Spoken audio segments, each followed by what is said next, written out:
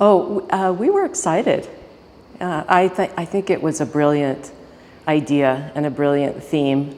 And right away when he sent us the letter, he wrote it very beautifully.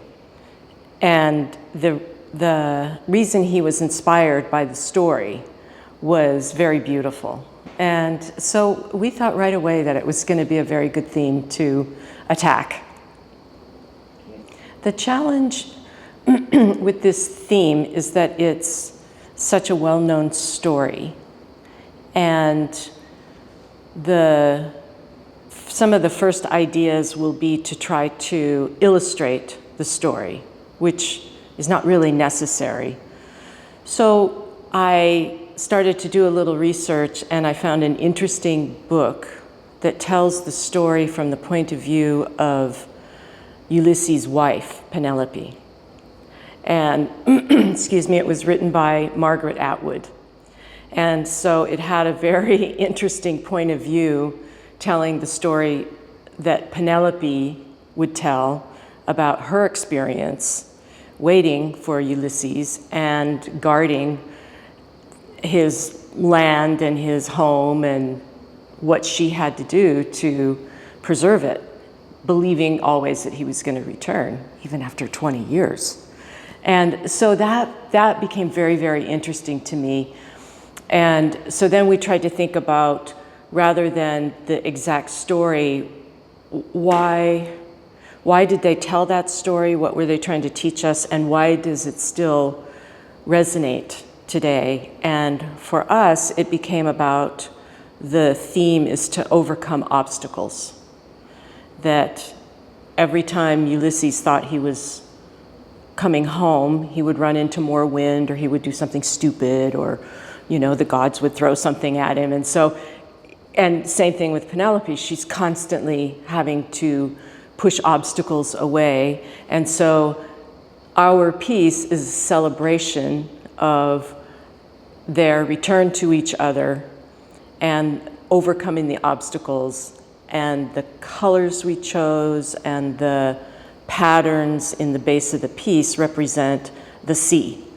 And so the bottom of the piece is a very turbulent sea, and they've risen above the obstacles, and they're celebrating their return to each other. So it's very romantic. It's a personal theme that Steve and I have a long marriage and a long relationship, and every day it's obstacles. Obstacles in life, obstacles in our work, obstacles in health, it's life. And that's what became such a beautiful task addressing the theme, is that it refers to life. And that hasn't changed since that was written 1,000,000 years ago. And so, yeah, it's very relevant, which is why we keep talking about it and telling the story again. So yes, it was very personal. It's a human story. It's a human story. We'll never escape this story. Nobody escapes this story. There's no organism on Earth that doesn't have to overcome obstacles. And I think what is complete about this story that continues through time is that some of the obstacles come from nature, some of the obstacles come from we don't know where, but most of the obstacles come from ourselves. We set ourselves up for these problems that we have to overcome. And I think that is, again, why this story moves through time, and this story will move forever through time. It will always be true.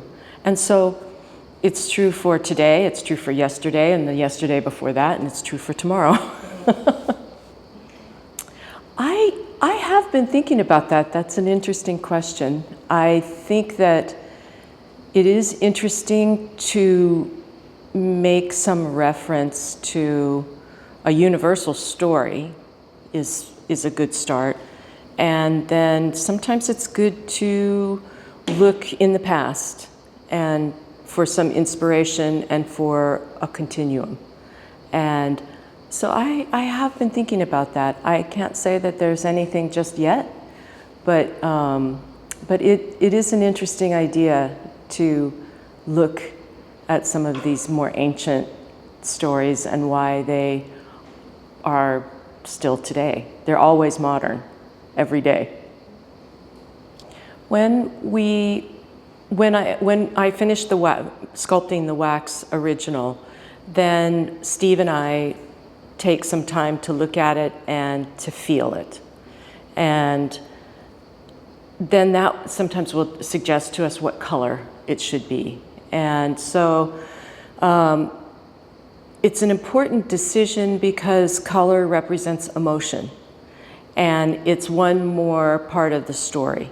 So we look at the piece and think about what is the feeling that these figures are trying to express. So we will choose usually this beautiful red color, red amber color, and that's always going to represent a hot passion, a more hot passion. And then the color for the piece for Ulysses, for us, is the Mediterranean. It's a Mediterranean blue, it's a Mediterranean story. When we finish sculpting the wax, then Steve and I will spend some time looking at it and feeling it to determine what color it will be. And color is very important because it becomes part of the story that we're trying to tell. So we want to think about what are the figures feeling. So if we feel it's a more passionate piece, then we'll use this beautiful red amber color that has more heat and passion in it. The Ulysses piece is all about the Mediterranean. So it's a beautiful aqua blue that is the color of the Mediterranean Sea. And then there's the very dark blue at the bottom mixed with a little bit of black to suggest the dark, turbulent sea. And then the third piece is about being in the sky. So and the freedom of being in the sky and lifting off the earth. And so we gave that a feeling of sky and clouds with the blue and the white mixed in there. And the colors express the emotion that we're trying to talk about. Sure, I always want to talk about myself. I would say that one of the joys of the theme this year is that it also fit with our current series and our current idea, which is to take the figures in a bas-relief form and technique and allow them to lift off the earth. And so it's been a pleasure to be able to continue to work in our current series, and that it fits so well with the theme. And so being able to take Penelope and Ulysses and take them off the earth and let them rise was perfect. So this new series is a real joy that way, and it is allowing us to explore the idea of creating more of a landscape for the figures as well, so that they can have a frame, they can be set free, so we can think about freedom and removing gravity. And we can also give them an enclosed space if we want it. So this new series for us is opening a lot of inspiration. And it just fit very well with the theme and allows us to keep exploring and exploring. And so we just are continuing with this same idea of the slab with the bas-relief figures and We have 1,000 ideas for it. Yes.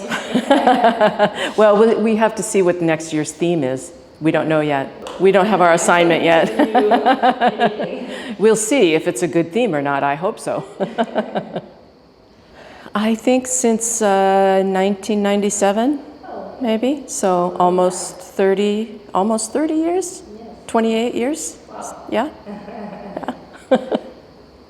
I first met Serge and Anne when they were exhibiting in Chicago at the SOFA art fair, which was a very important art fair for a long time. And I was exhibiting there, and they approached me and invited me to participate in the Verriales, and I was amazed. I was so, it was a very exciting invitation.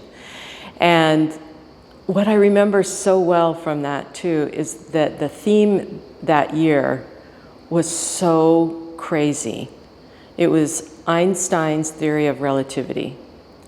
And at the time, my work was about African people, so it was African figures. And I thought, I couldn't understand why he thought that my work would translate to that idea, that theme. So it was a very good challenge. And at first you want to resist the theme, because as artists we feel like we shouldn't be told what to do, and we're supposed to be original and make our own ideas. And so the idea of a theme was a little strange.